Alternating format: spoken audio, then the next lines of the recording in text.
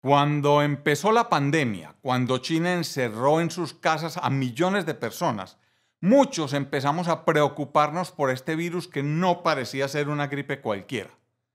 Tan pronto como el problema se salió de las fronteras chinas y en especial cuando llegó a Europa, las preocupaciones en Occidente aumentaron porque al parecer no se trataba de otro virus que se quedaría en los países orientales donde se comen a los murciélagos y que nada tendría que ver con nosotros.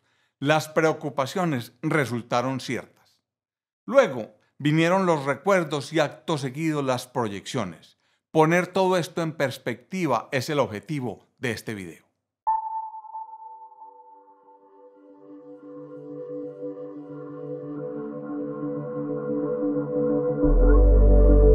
Y digo los recuerdos porque rápidamente empezamos a hablar de la famosa gripe española de 1918, en la que se estima que murieron 40 a 50 millones de personas, niños incluidos.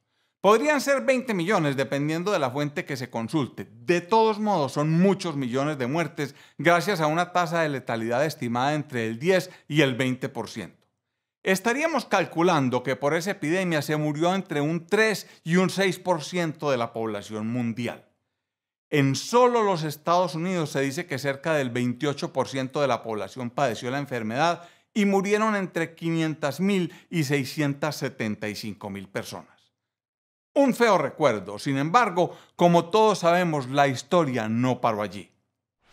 La epidemia empezó a causar estragos en Italia, Francia, España y otros países europeos donde se empezaron a acumular los muertos y los sistemas de salud fueron sobrepasados de forma dramática. Las noticias y videos que nos llegaron por montones causaron espanto entre los ciudadanos y alarma en los gobiernos.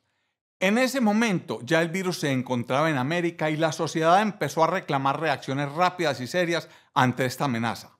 Entre comillas, si no se tomaban medidas extremas, nos va a pasar como a Italia o a España, decían muchos, cierra comillas. Hizo carrera la idea de que los gobiernos de estos países reaccionaron tarde a la enfermedad y por ello eran responsables de lo que les estaba pasando. Nuestros gobiernos deberían entonces reaccionar rápido y fuerte, y podríamos decir que así fue. Ya tendremos tiempo de hablar sobre eso con más calma. Con los eventos que estaban pasando y recordando la gripe española, empezaron los ejercicios matemáticos y las proyecciones. Para mediados de marzo, cuando ya Italia estaba en cuarentena, el gobierno de Francia había ordenado el cierre de todos los lugares públicos no esenciales y España había decretado un estado de alarma que restringía los desplazamientos de los ciudadanos. La estrategia del gobierno británico contra el coronavirus se basaba en la mitigación, entre comillas, y la inmunización de rebaño. Nos explicaron que la fase de mitigación implicaba que el virus ya estaba circulando libremente en un país y que por lo tanto la propagación ya no dependía de los viajeros que llegaban. Entenderíamos entonces que mitigar implicaba, como bien lo dice la Real Academia Española de la Lengua, moderar, aplacar, disminuir o suavizar algo riguroso o áspero. Colombia entró oficialmente en fase de mitigación a principios de abril. Pero volvamos al Reino Unido y a las proyecciones que nos desviamos un poquito. Mientras Europa tomaba medidas extremas, el Reino Unido proponía una estrategia distinta para combatir la epidemia. El gobierno de Boris Johnson pretendía, palabras más, palabras menos, tomar algunas medidas sanitarias y reforzar las capacidades de los hospitales, pero aceptando que el virus se propagara libremente por la sociedad con la idea de que se infectara el 60 o 70% de la población, asumiendo las muertes que hubiera que asumir, pero adquiriendo la famosa inmunidad de rebaño o inmunidad de manada que lograría, según Johnson, controlar la epidemia. Este enfoque, llamado de mitigación, fue criticado desde muchos frentes. Sin embargo, el golpe definitivo que hizo que en cuestión de horas el gobierno del Reino Unido hiciera un giro de 180 grados en su estrategia, lo propinó el Imperial College de Londres, que le presentó al mundo un modelo matemático según el cual, si no se cambiaba de estrategia, morirían más de 250.000 personas. De hecho, el modelo determinó que en Estados Unidos podrían fallecer entre 1 y 1.2 millones de personas por el coronavirus si no se tomaban medidas inmediatas. Si alguien está interesado en mirar la publicación original del Imperial College de Londres en detalle, abajo les dejo la referencia de Lancet del 30 de marzo de 2020. Las proyecciones en números específicos provienen más de las declaraciones de la prensa de varios científicos, incluido Neil Ferguson, jefe del programa de modelos matemáticos del Imperial College de Londres y autor del modelo, que del artículo original propiamente dicho. De todos modos, la OMS ya había señalado que si la opción fuera no hacer nada, las muertes en Reino Unido podrían llegar a 510.000. Inicialmente se optó por la estrategia de la mitigación con el fin de no cerrar el país, pero como la ciencia le presentó un panorama tan sombrío al gobierno, este debió abandonar la estrategia y optó por una de supresión basada en un aislamiento social estricto, única opción posible, según el Imperial College. Aclaremos un poco lo que plantea el modelo del Imperial College. Para su creación, los científicos autores tuvieron en cuenta la experiencia de China y Corea del Sur, además de otros datos y datos de otros países, y midieron evaluaron las tres posibles estrategias para enfrentar la pandemia. Primero, supresión. Se trata de romper las cadenas de transmisión tratando de detener la epidemia y reducir los casos a lo más bajo posible. Esto es lo que se hizo en China. Segunda, mitigación. Acá estamos hablando de aceptar que no se puede detener el coronavirus y por lo tanto la idea es disminuir su propagación y tratar de evitar el punto máximo de casos de contagio que harían colapsar el sistema de salud. Esta fue la estrategia inicial del gobierno británico, que fue cambiada gracias a las proyecciones del Imperial College. La tercera estrategia sería no hacer nada y que el virus ataque a toda la población. Acá fue donde apareció el famoso concepto de aplanar la curva, del cual ya hablé en un video del 22 de abril. Lo cierto es que el modelo del Imperial College tuvo en cuenta muchas variables y sus resultados dejaron perplejos a los expertos, pues si no se tomaba ninguna medida, se infectaría el 80% de la población y morirían 510.000 personas en el Reino Unido y 2.2 millones en Estados Unidos. Además de esto, el sistema de salud de ambos países colapsaría. Un escenario realmente apocalíptico. No se me confundan, no tomar ninguna medida no es lo mismo que adoptar una estrategia de mitigación inicialmente propuesta por el Reino Unido. Pero bueno, de todos modos, ningún país ha decidido simplemente no hacer nada de nada, por lo que ese escenario podría descartarse. Sin embargo, con una estrategia de mitigación, además de las 255.000 muertes del Reino Unido y 1.2 millones en Estados Unidos, el problema sería mantener vivo y vigente el sistema de salud. En resumen, el Imperial College de Londres le puso los pelos de punta a medio planeta. Debo decir que los investigadores del Imperial College no fueron los únicos en hacer modelos. Cuanto epidemiólogo conozco hizo ejercicios, unos más complejos que otros, unos usando algoritmos sofisticados y otros simplemente Excel, que fue la herramienta que yo como simple aficionado a la epidemiología clínica también utilicé. Algunos de los resultados se hicieron públicos. Los míos no, por supuesto, porque yo no soy epidemiólogo de carrera, sino un simple aficionado al tema. Por varias décadas, pero aficionado al fin y al cabo. En cualquier caso, todos los modelos que conocí, y conocí varios, planteaban escenarios bastante preocupantes. Siendo así, el 17 de marzo se expidió en Colombia el decreto presidencial 417, por el cual se declaró un estado de emergencia económica, social y ecológica en todo el territorio nacional. En los supuestos fácticos de dicho decreto, basados en información proveída por la Dirección de Epidemiología y Demografía del Ministerio de Salud y Protección Social, y por sus asesores, me imagino, se consideró una tasa de contagio de 2.68. Pues bien, la estimación basada en esa y otras variables arrojó que cerca de 4 millones de colombianos, más o menos el 8% de la población, podrían contagiarse del virus y más de 550.000, el 13.8%, serían casos severos. Aún más de 187.000, el 4.7%, requerirían unidad de cuidado intensivo. Yo me imagino que la gran mayoría de estos casos severos deberían morir, pues ni en el mejor de nuestros sueños tendríamos tantas camas de UCI en Colombia. Con base en este decreto, se empezó una cuarentena obligatoria en todo el país el 24 de marzo. Para este momento ya mucha gente estaba hablando de términos como el número reproductivo básico, el famoso RNOT, la tasa de duplicación, la tasa de mortalidad, la de letalidad, etc. Aparecieron epidemiólogos en todas las esquinas. Tengo que decir acá que no publiqué mis propias predicciones no solo porque soy apenas un aficionado al tema, sino porque tengo claro además que todos los modelos por definición están basados en supuestos como el famoso R0 o el número reproductivo básico. Si esos supuestos no resultan precisos, y casi nunca lo son, los márgenes de error de cualquier predicción son enormes, pues si la propagación del virus es exponencial, la de los errores también. No se me puede olvidar que William Hanach, un epidemiólogo de Harvard, resumió los dilemas de los modelos matemáticos diciendo, entre comillas, es como si hubieras decidido montar un tigre, excepto que no sabes dónde está el tigre, qué tan grande es, ni cuántos tigres hay en realidad. Cierro comillas. Es para mí muy claro que los modelos son útiles a lo sumo cuando nos ayudan a identificar algo que no es obvio. Pero no son métodos para predecir el futuro de un virus que ni siquiera conocemos bien. Tengo claro entonces que es peligroso que los políticos tomen decisiones basadas en modelos que afirman mostrar cómo se puede controlar un virus poco estudiado.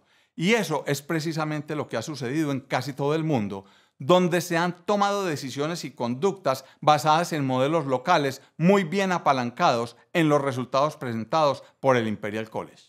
Pues bien, es en este momento donde surge la pregunta obvia. ¿Cómo va la epidemia en el mundo hasta ahora comparando los datos reales con las proyecciones que se nos hicieron? Miremos algunos de los datos que tenemos hasta el 3 de mayo de 2020, dejando a China de lado para evitar las teorías conspirativas que nunca faltan. En todo el mundo van 3.560.617 casos y 248.311 muertes. La tasa de letalidad es del 6.97%. Muy parecida a la de la gripe española. Lo que no cuadra tanto es que en la epidemia de 1918 se murieron, para sacar un promedio entre varias fuentes, unas 30 millones de personas, lo que es muchísimo, muchísimo más que las 248.311 que se han muerto hasta ahora.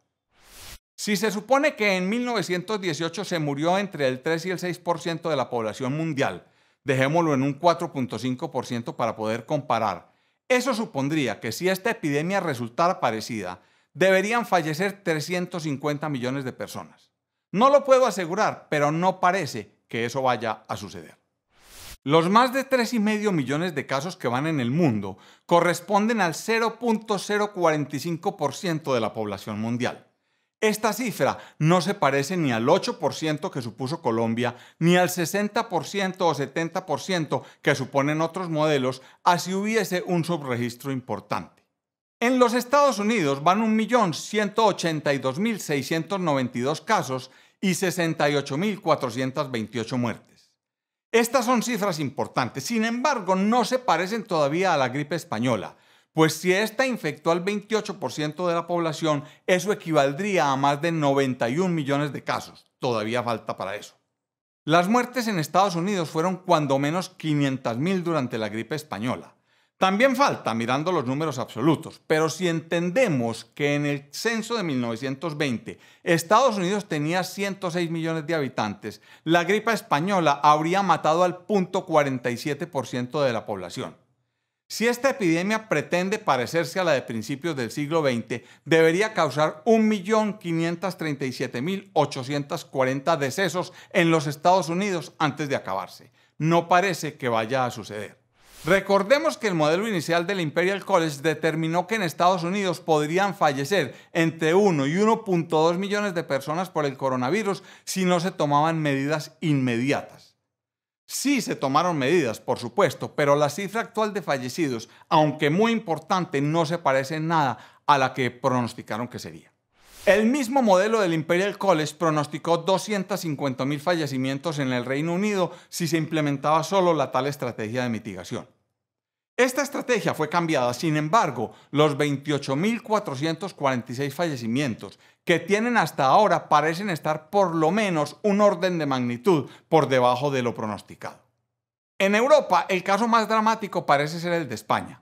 Llevan 247.122 casos y 25.264 muertes. Terrible. La tasa de letalidad ha sido del 10.2%. Sin embargo, A pesar de que estas cifras son agobiantes, solo se ha enfermado hasta ahora el 0.52% de la población. Esta cifra tampoco se parece al 8% que supuso Colombia, ni al 60 o 70% que suponen otros modelos, así exista un subregistro importante. Dejo a Colombia de último a propósito, pues apenas vamos en el día 58 desde el inicio de la epidemia, es decir, 45 días atrás de los Estados Unidos y 93 días atrás de España. Debemos suponer incluso que vamos más atrasados, pues nuestra cuarentena, que ya lleva 40 días, ha debido aplazar la epidemia aún más. En cualquier caso, llevamos 7.285 casos y 324 muertes, que poco se parecen a las proyecciones que hizo el gobierno cuando expidió el decreto 417. Recordemos que nos hablaron de cerca de 4 millones de casos y más de 187.000 críticos que tendrían una mortalidad altísima, pues desbordarían nuestro sistema de salud. Yo no puedo saber qué va a suceder cuando levantemos la cuarentena y cuando avancemos más en la epidemia. Sin embargo, tampoco parece probable que lleguemos a estas cifras. Es cierto que se han tomado muchas medidas, pero de todos modos la diferencia luce considerable. Los datos que acabo de mostrarles no pretenden subestimar esta epidemia ni riesgos. Ya pondremos esto en perspectiva un poco más adelante.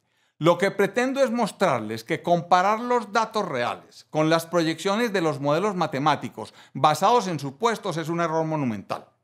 Quienes hacen los modelos saben que es así, pero es inevitable que el público, médicos incluidos, piensen que esta epidemia es mucho menos de lo que nos pronosticaron que sería.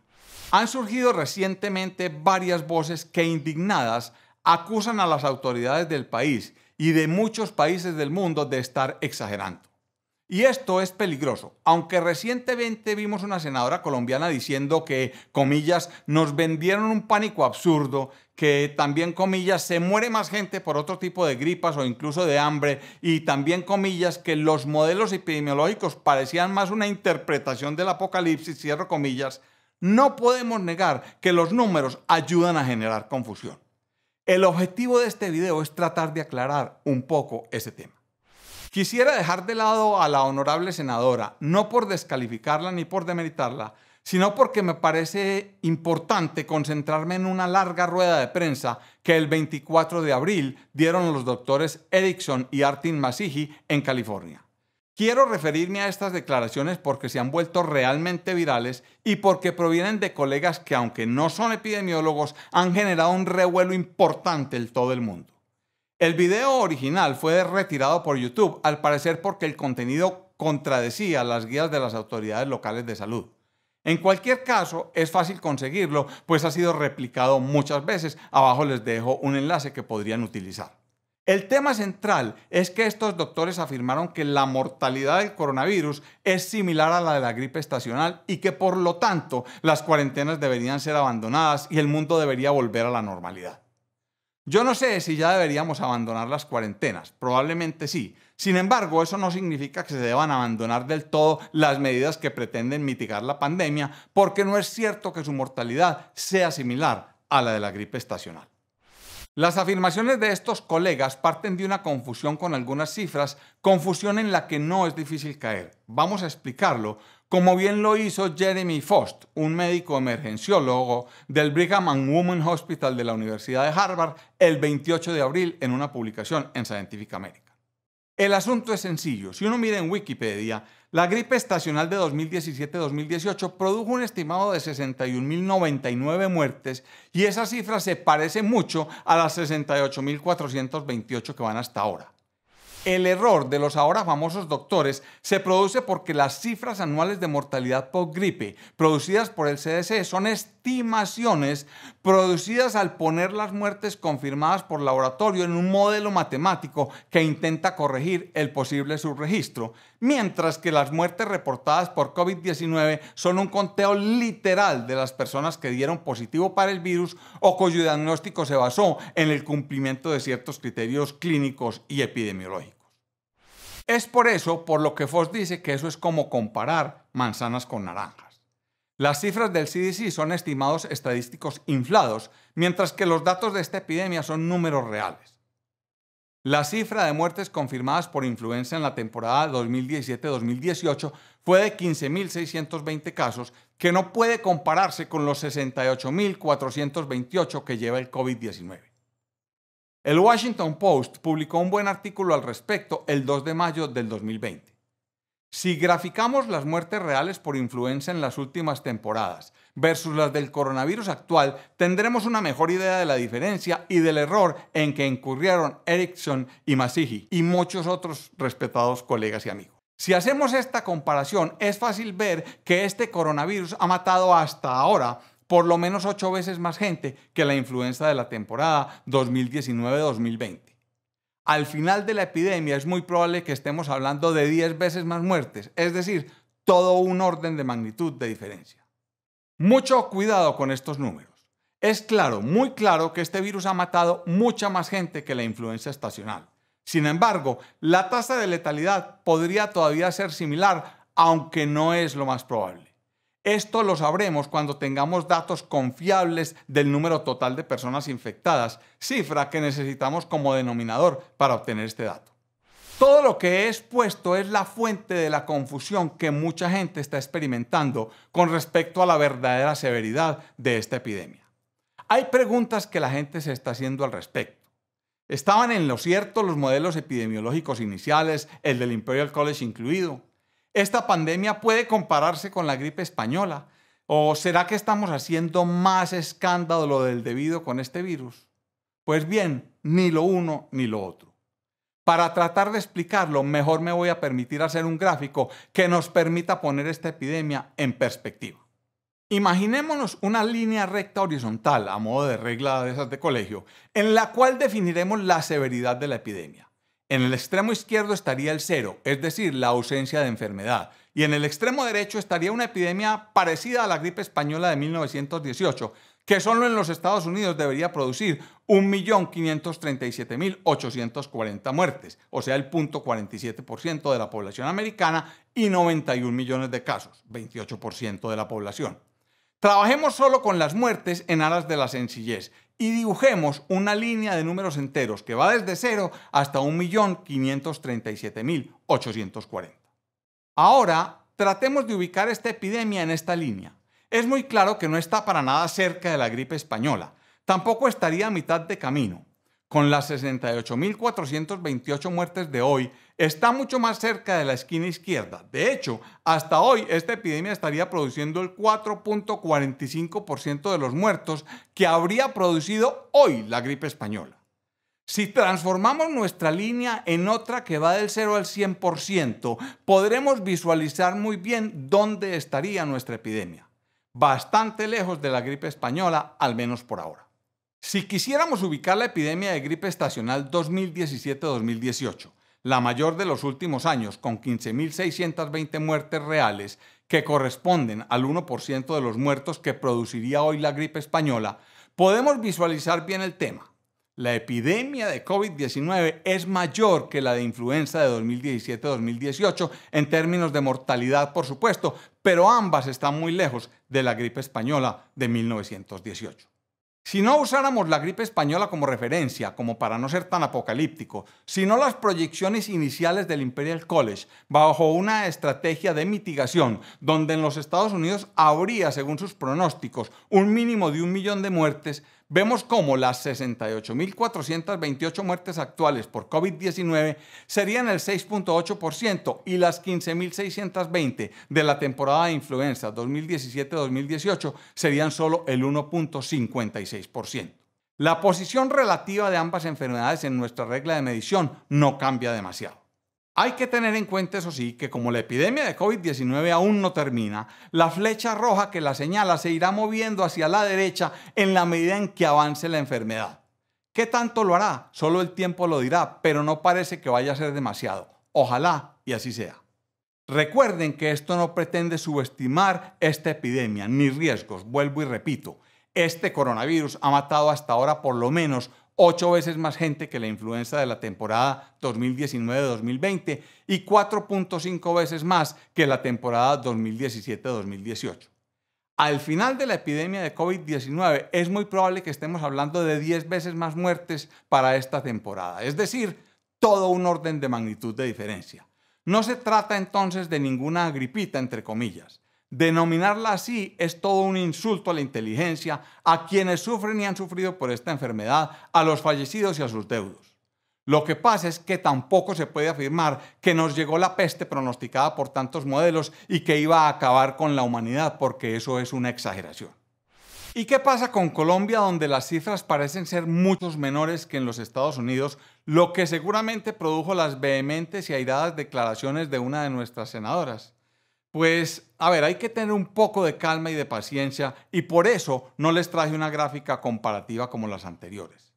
Es probable que la epidemia no resulte tan grande como inicialmente se pronosticó, pero debemos recordar que vamos 45 días atrás de los Estados Unidos y 93 días atrás de España.